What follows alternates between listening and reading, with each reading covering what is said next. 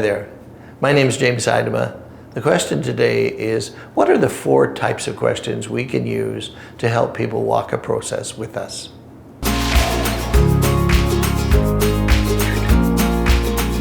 So what are the 4 questions? Well, there's 4 questions we can use in our process, whether we're a manager or we're an advisor or agent, and we're walking with a team member, a candidate, or a customer.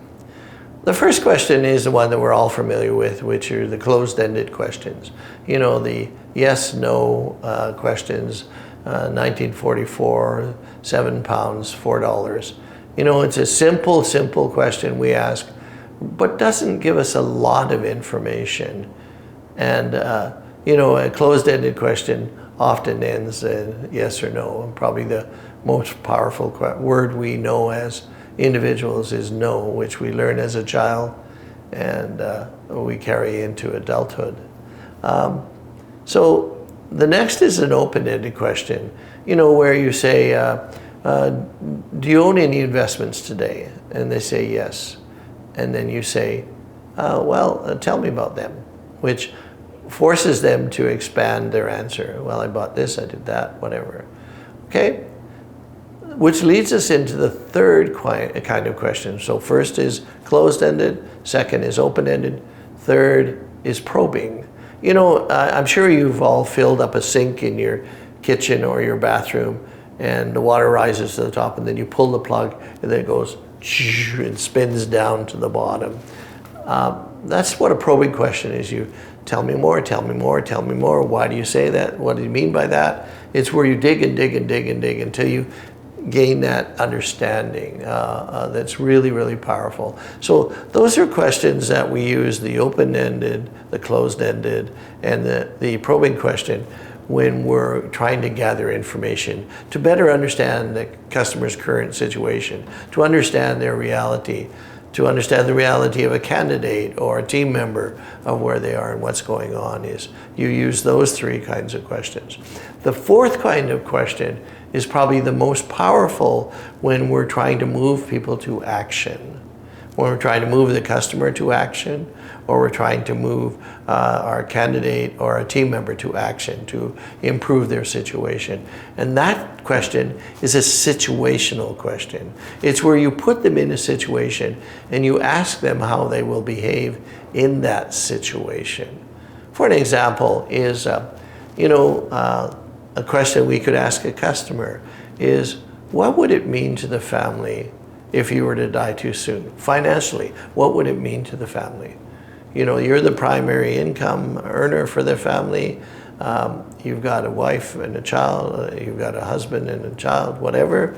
And what would it mean to them financially if you were no longer here? Setting aside the emotion of it all and what they would have to deal with, but financially, what would it mean to them? That's a very powerful situational question. Here's another one, a situational question. What would it mean to you if you couldn't work and earn an income because of an accident or an illness? Financially, what would that mean to you? And the third kind is a very powerful question that's situational as well. Throughout your life, you're going to need money for 3 reasons. You're going to need money for emergencies. The car breaks down, the stove doesn't work, whatever.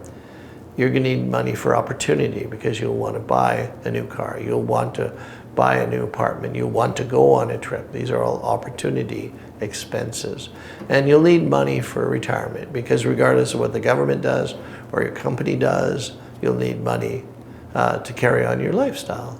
And so what would it mean if you didn't have that money? There's a great situational questions. When you're talking to a potential candidate and you're talking about the opportunity of joining your team, and you say to them, what would your life be like if you had greater control of your income? What would your life be like if you were making a real difference in the lives of the people you meet?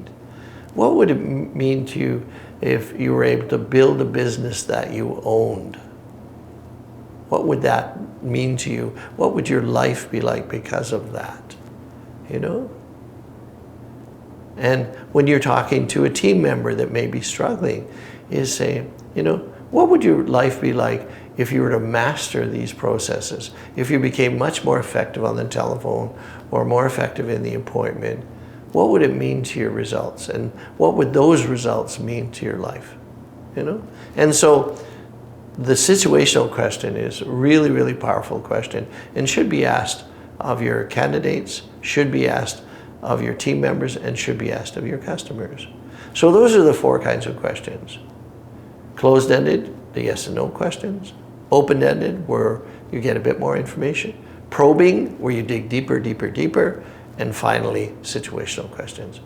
I hope you find value in those, and I hope you begin to use some of those. So look forward to seeing you in a future vlog.